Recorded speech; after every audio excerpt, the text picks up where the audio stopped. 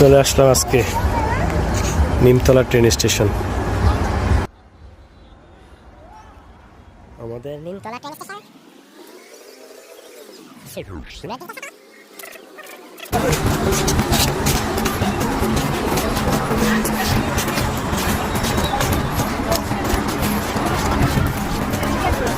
খুবই সুন্দর, very nice. ঠিক না? সুন্দর করছে না?